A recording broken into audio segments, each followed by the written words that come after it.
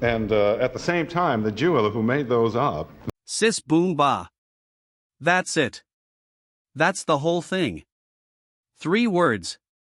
And yet, in a studio packed with hundreds of people on August 5, 1981, those 3 words produced one of the longest, loudest, most uncontrollable audience reactions in the entire 30-year history of The Tonight Show. But we'll get to that. Because first, you need to understand the show. The desk. The man. And the 11 moments that made an entire nation laugh until they couldn't breathe. These are 11 of the funniest jokes, bits, and moments to ever erupt on The Tonight Show starring Johnny Carson, and the moments that left even Carson himself completely undone, unable to keep a straight face, helpless in his own chair while America watched at home and lost it right along with him. Most people remember Johnny Carson as a polished, unflappable host. The kind of man who always had the perfect line, the perfect smirk, the perfect recovery. And that's true. But what most people don't know is that Carson's greatest skill wasn't delivering jokes. It was receiving them. The way he reacted, eyes going wide, shoulders shaking, leaning back in that famous chair, is precisely what made every comedian on this list funnier than they'd ever been anywhere else. Carson didn't just host comedy. He amplified it.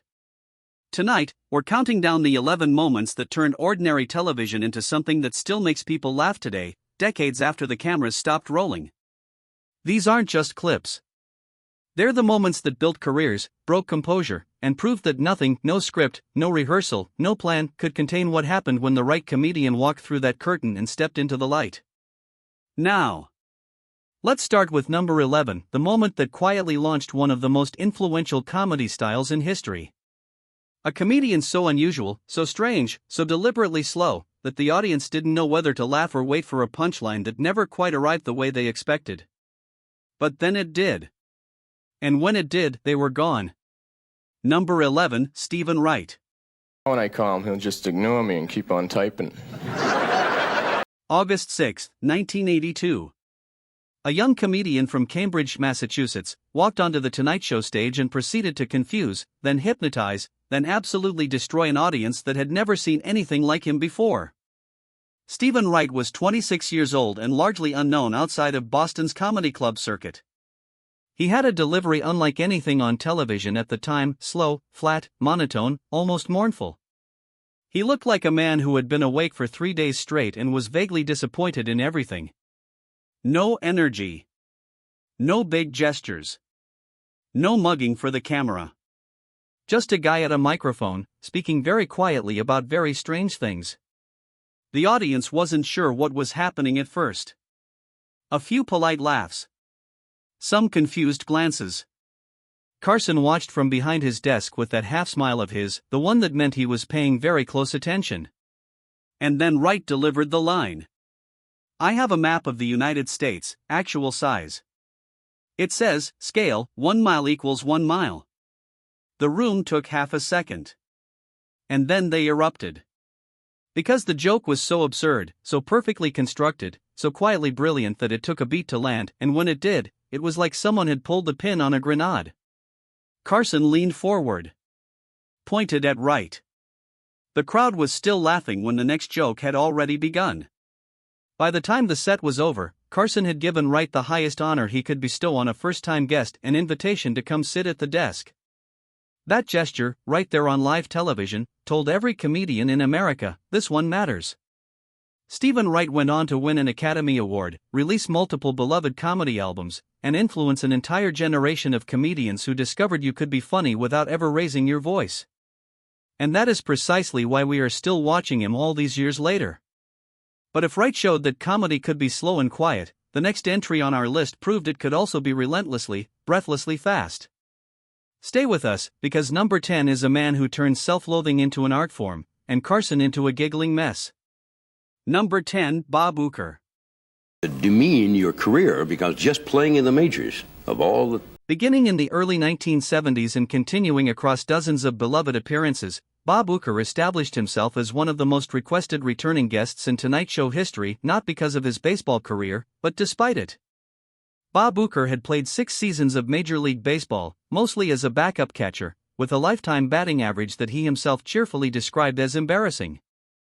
He had no business being on national television. He was not a movie star. He was not a musician. He was a man who had spent the better part of a decade sitting on the bench, and he had turned that experience into the funniest material anyone had ever heard about professional sports. Every appearance followed the same wonderful pattern. Carson would lob a question, something simple, something normal, about Bob's playing days. And Uecker would look at him with complete seriousness, as if he were about to share a genuinely profound insight about the game. The audience leaned in. Carson leaned in. And then Uecker opened his mouth. I had the best seat in the house. Right behind the catcher. In the stands. The place came apart. Carson's head dropped. Ed McMahon's famous laugh rumbled through the studio. And Uecker sat there, deadpan, waiting patiently while the room recovered, before immediately launching into another one.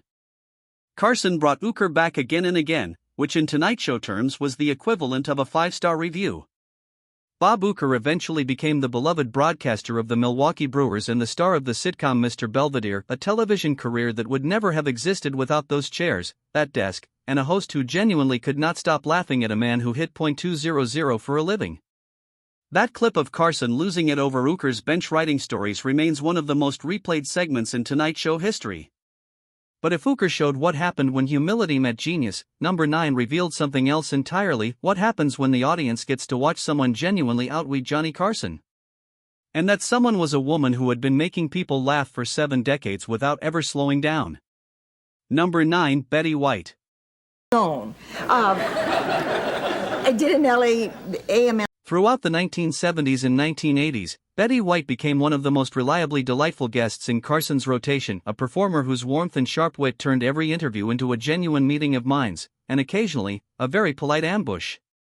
Betty White had been in show business longer than most of Carson's other guests had been alive. She was beloved. She was gracious. She always had a story ready and a smile that could light up the back row of the studio. And Carson adored her.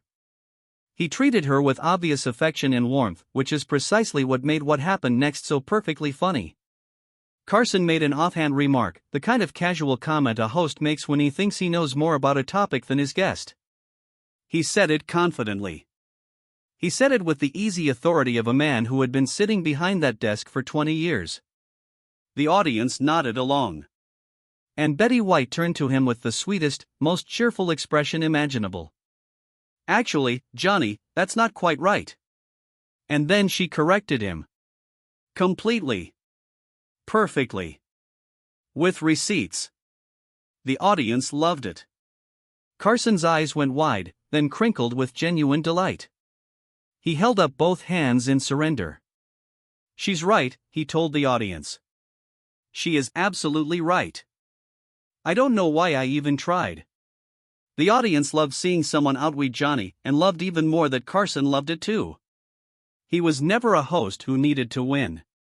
He was a host who wanted the best moment to happen, even if it happened at his expense. That generosity, right there, is what made 30 years of television possible.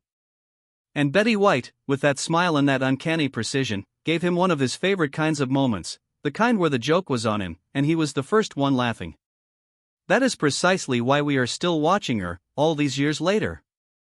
But now we move from playful to absolutely chaotic, because number 8 involves two of the greatest improvisational comedians who ever lived, sharing one stage, with no script, no plan, and absolutely no ceiling on how strange things were about to get. Number 8, Jonathan Winters and Robin Williams.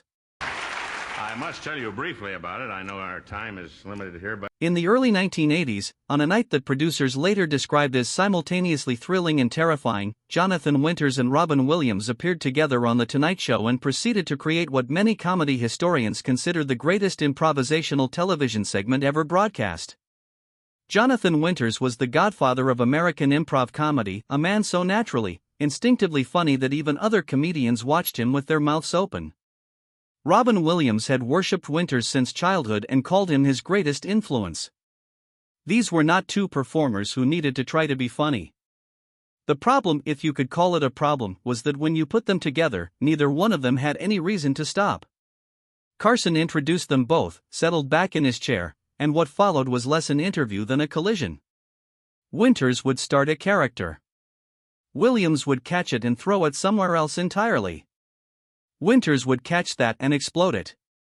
The audience was laughing so hard, so continuously, that portions of the actual dialogue were completely inaudible beneath the noise. Carson watched, grinning, barely able to get a word in. Ed McMahon had simply given up trying to contain himself.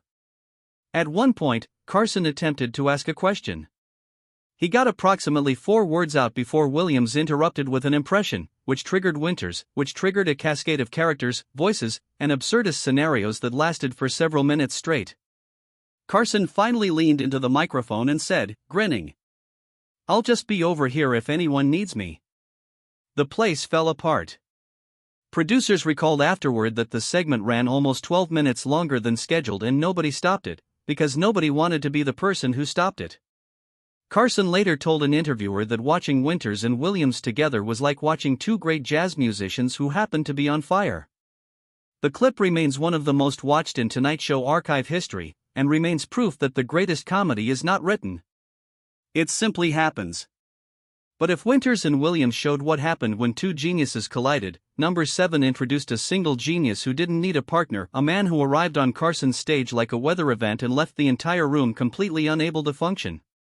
Number 7, Robin Williams. Throughout the 1980s, Robin Williams made multiple appearances on The Tonight Show, and each one followed the same glorious pattern. Carson would ask a question, Williams would answer it for approximately 4 seconds, and then everything else would happen.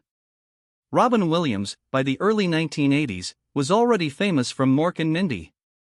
But what viewers saw on television each week was a carefully controlled version of Williams, the product of writers, rehearsals, and camera blocking. What Carson got, live, with no net, was something altogether different. Williams in full flight was like watching someone channel 6 different people simultaneously at speeds that defied tracking. Carson's interviews had a rhythm. He was a master of it: setup, question, follow-up, pivot. Every guest understood the rhythm. Every guest worked within it. Williams arrived, sat down, and immediately and joyfully destroyed it. Carson would start a sentence. Williams would finish it as 4 different historical figures. Carson would ask about a film. Williams would become the film, the director, the audience, and the craft service table simultaneously. Carson struggled to keep up, but here's what made it extraordinary: he was laughing too hard to care. During one legendary appearance, Williams launched into a machine gun sequence of impressions, politicians, animals, Shakespearean actors, sportscasters, opera singers, shifting between them so fast that the audience could barely register one before the next had already arrived. Carson leaned back, shaking his head, completely undone. He picked up his pencil, one of his little habits when guests surprised him, and simply held it, forgotten, while Williams continued to rearrange the laws of comedy. Carson later called Williams the most purely talented performer he ever had on the show. That is not a small statement from a man who hosted 30 years of American entertainment. Williams' appearances became legendary not just for what he did, but for what they revealed about Carson: his ability to recognize genius even when it was running right over him, and his willingness to surrender the room when surrender was the right thing to do.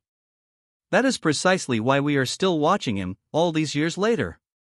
Now we move to number 6, a moment that didn't start on The Tonight Show at all, but became one of the most famous unscripted comedy events in television history. It started with an accident. And it ended with Carson storming onto someone else's set. Number 6, Don Rickles. Marion Davies' aunt in the back dead. In the mid-1970s, in what became one of the most famous off-camera accidents ever to produce on-camera comedy gold, Don Rickles accidentally broke Johnny Carson's prized cigarette box backstage and created a television moment that neither man could have planned if they'd tried. Don Rickles was one of Carson's favorite human beings on earth. Their friendship was genuine, warm, and built on decades of mutual admiration. Rickles was the king of the insult, a man who could eviscerate anyone in the room with a grin and make them love every second of it. Carson was his favorite target, and Carson pretended to hate it while clearly loving every moment. The cigarette box in question was a personal possession Carson kept backstage, nothing famous, nothing particularly valuable, just something that mattered to him. Rickles, visiting the set while filming something nearby, knocked it off a surface and it shattered. A producer recalled later that Rickles stared at the broken pieces for a moment and then said, with complete sincerity, "Oh no. Johnny's going to actually kill me." He was, of course, smiling when he said it. But also perhaps slightly serious. Carson heard about it. And rather than let the moment pass, he did something that revealed everything you need to know about his comedic instincts. He showed up, unannounced, on the set of the show Rickles was filming. Walked in. Found Rickles in the middle of a scene. And delivered a slow, controlled, perfectly timed piece of mock fury that sent the entire crew into chaos. Rickles, for once in his life, was the one being ambushed. The audience loved seeing the king of the insult on the receiving end and loved even more that it was Carson doing it. The moment became one of late-night television's most famous unscripted events, a reminder that the best comedy is sometimes born from accidents and friendships and the willingness to turn a broken cigarette box into something the entire country would still be talking about half a century later. We've actually covered the full depth of the Carson-Rickles friendship in another video. I've linked it in the pinned comment. But now, for number 5, we travel back to 1965, the year a young woman nobody had ever heard of walked out from behind the curtain and left Johnny Carson with his jaw on the desk. Number 5, Joan Rivers. February 17, 1965. An unknown 31-year-old comedian from Brooklyn, New York, appeared on The Tonight Show for the first time and walked off the stage as a star.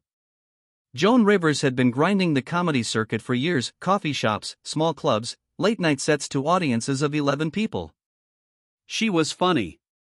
Everybody in the rooms where she performed knew she was funny. But television, in 1965, was not exactly rushing to hand the microphone to a sharp-tongued woman who had strong opinions about everything and zero interest in softening them. Rivers had been told no. A lot. She showed up on The Tonight Show as just another unknown hoping for a break. She came out and began her set. And almost immediately, the room changed. Rivers was not performing for the audience. She was talking to them fast, sharp, personal, specific, fearless. She made fun of herself. She made fun of Hollywood. She made fun of everything the world told women to be quiet about. Carson watched from behind his desk. Ed McMahon watched. The studio audience watched. And after the first 2 minutes, they were completely hers. When she finished, Carson did something he did very rarely with first-time guests. He looked directly at her, leaned toward his microphone, and said, "You're going to be a star. Live. On national television. To an audience of millions." Joan Rivers, for one of the only times in her career, was briefly speechless. The studio erupted. 10 minutes changed her life. Joan Rivers went on to become one of the most successful comedians in American history, a best-selling author, a fashion icon, and a cultural force for decades. She later said that Carson's words that night were the turning point, the moment when her career stopped being a hope and started being a reality. She became a regular guest, a guest host, and eventually one of the most beloved figures in the show's history, before a complicated falling out in 1986 that neither of them ever fully resolved. But that is a story for another video. That clip of Carson saying "you're going to be a star" still lives online, where it racks up views every single day. But now, for number 4, we move from the moment a star was made to the moment a legend was cemented, because Rodney Dangerfield didn't just appear on The Tonight Show. He arrived, and he refused to leave the audience alone until they were completely, totally, helplessly finished. Number 4, Rodney Dangerfield. Throughout the 1970s and 1980s, across dozens of appearances that became the stuff of television legend, Rodney Dangerfield turned The Tonight Show into his personal playground and turned Johnny Carson into the most enthusiastic audience member in the room. Rodney Dangerfield had a secret that nobody watching would have guessed: he was terrified before every single appearance. Despite looking completely fearless on stage, despite the rumpled suit and the bulging eyes and the absolute confidence of a man born for the microphone, Dangerfield reportedly worried every time that the audience wouldn't laugh. He was, behind the bravado, a deeply anxious performer who had spent years struggling before Carson gave him the platform that changed everything. His appearances had a particular magic. He would walk out, tug at his collar, that already famous gesture that signaled the whole world what was coming, and begin. Not slowly. Not with warm-up. Immediately. Full speed. No pauses long enough for the audience to recover before the next joke arrived. When I was born, I was so ugly the doctor slapped my mother. Laughter. I went to a psychiatrist. He said I'm crazy. I said I want a second opinion. He said okay, you're ugly too. More laughter. My wife and I were happy for 20 years. Then we met. And on, an unbroken chain of brilliant self-destruction, each joke landing before the laughter from the previous one had finished. Carson frequently laughed harder than the audience, shoulders shaking, head dropping, picking up that pencil and putting it down again because he had completely forgotten what hands were for. Many Tonight Show appearances turned into extended conversations, because Carson simply didn't want Dangerfield to stop. Producers recalled that Carson would sometimes wave off the commercial break rather than interrupt the momentum. Dangerfield made dozens of appearances and became one of Carson's most beloved recurring guests, transforming from a struggling, anxious comedian into a national star entirely because of what happened at that desk, under those lights. That is precisely why we are still watching him, all these years later. But now we arrive at the top 3, and number 3 is not a comedian. It is not a guest. It is Carson himself, wearing a turban, holding sealed envelopes, and producing what Ed McMahon later described as one of the longest laughs in show history. Number 3, Karnak the Magnificent. August 5, 1981. Johnny Carson, in full Karnak the Magnificent regalia, the enormous feathered turban, the flowing robes, the magnificent self-importance, delivered a 3-word answer that brought the studio to its knees. Karnak the Magnificent was one of Carson's signature characters, a mystic seer who could divine the answers to questions sealed in envelopes he held to his turban. The joke format was always the same. Karnak would announce the answer, McMahon would repeat it with theatrical reverence, and then Karnak would open the envelope and read the question that the answer supposedly predicted. The comedy lived in the gap between the answer and the question. The stranger the gap, the bigger the laugh.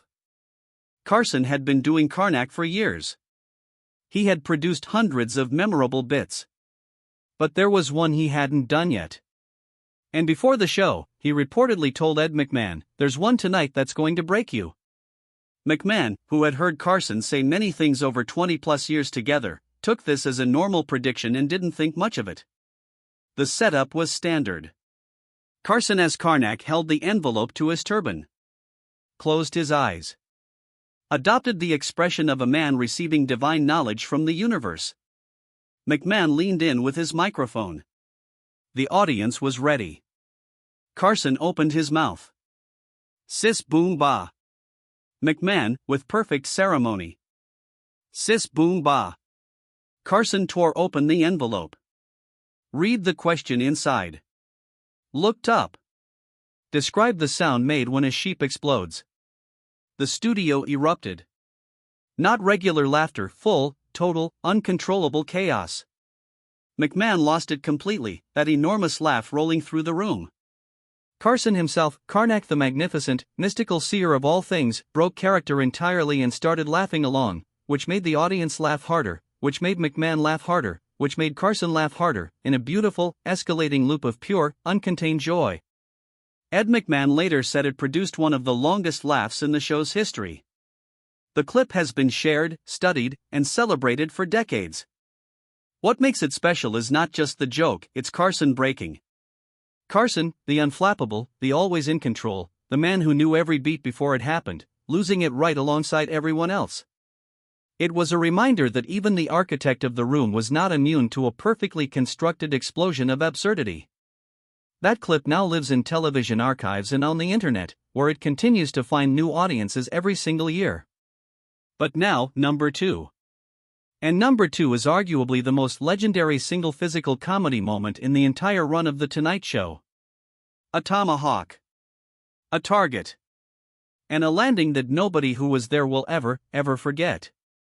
Number 2 at Ames. April 29, 1965. Actor Ed Ames, a guest on The Tonight Show, threw a tomahawk at a human-shaped wooden target and produced what is frequently described, by television historians and comedy scholars alike, as one of the biggest single laughs in the history of the medium. Ed Ames was an actor and singer, a member of the Ames Brothers, a popular singing group, and at that time appearing in the television western Daniel Boone. He had come on The Tonight Show to demonstrate tomahawk throwing, which his character on the show was known for. It was meant to be a demonstration. A light segment. A fun visual bit. Carson would watch, the audience would enjoy the spectacle, and everyone would move on. The target was a standard practice outline, the shape of a cowboy, complete with the hat. Ames took his position. Measured the distance. Drew back his arm with the confidence of a man who had done this before. The audience watched. Carson watched. The cameras watched. Everything looked perfectly normal. Everything was going exactly according to the segment plan. And then Ames threw the tomahawk. The tomahawk sailed across the stage and landed, precisely, perfectly, with the axe blade buried directly between the wooden cowboy's legs. In exactly the position that implied something the network standards department had strong opinions about. The audience looked. Processed what they were seeing. And then they absolutely lost their minds. Carson stood up. Walked to the target. Studied the landing. Fully transcribed because the audience was too loud for the words to be clearly heard on the recording. Then he turned back to the target, studied it again, and said words to the effect of, "I didn't even know you were Jewish." The room did not recover for several minutes. What followed was continuous, unrelenting, escalating audience laughter that producers timed at nearly 2 full minutes, an eternity in television time. Carson ad-libbied his way through all of it, each line landing on top of laughter that hadn't finished yet. Ed Ames stood at the side of the stage looking simultaneously horrified and delighted. The clip has been broadcast on television retrospectives, shared online, and studied in comedy courses. Many television historians simply call it the greatest single laugh in the medium's history. Full stop. That moment remains one of the most replayed in Tonight Show history, and it's not close. But now, we have arrived. Number 1. And for number 1, we are not talking about a guest, a comedian, a prop, or an accident. We are talking about a man and a duck. A very specific duck.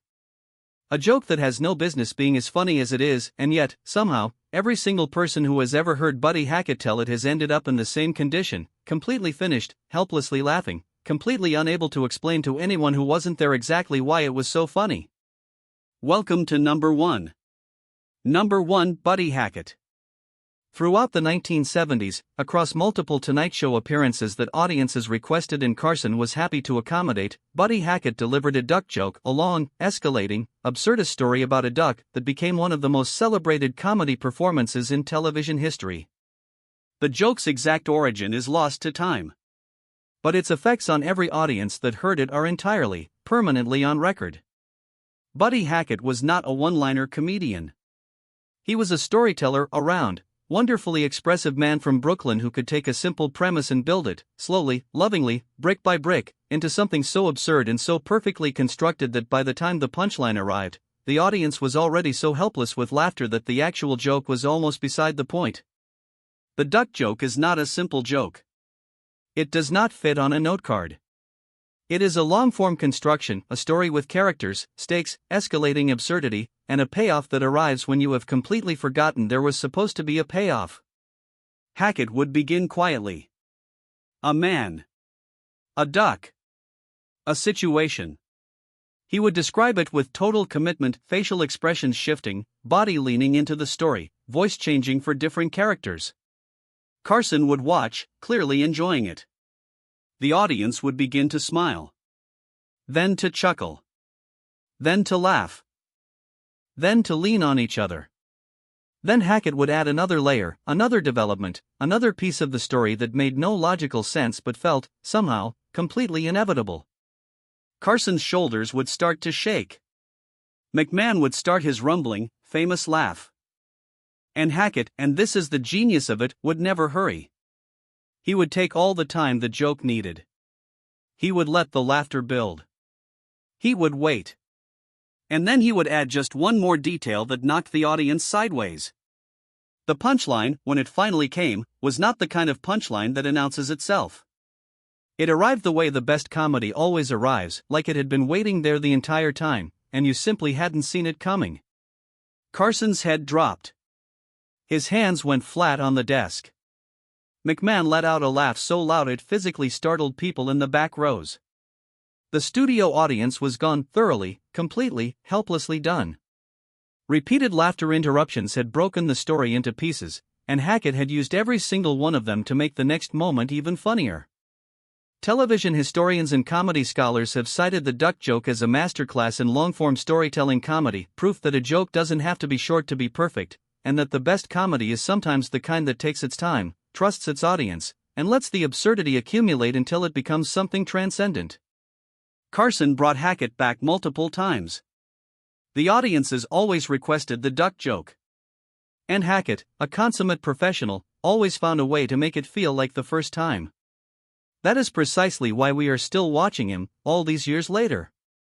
Buddy Hackett showed that on the right stage, with the right audience, and the right host leaning forward in his chair laughing until he couldn't breathe, even a simple story about a duck could become something that people would remember for the rest of their lives. Johnny Carson hosted The Tonight Show for 30 years. 4,500 episodes. Millions of viewers every single night.